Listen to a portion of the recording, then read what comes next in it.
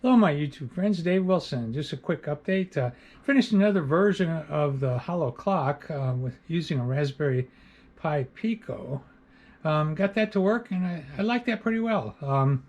So I'm going to post a little video on that. But here's another batch of clocks. I'm getting ready to put together the pendulum clock. So I'll do an update on that. Well, thanks for watching. Leave comments if you got them. Thank you.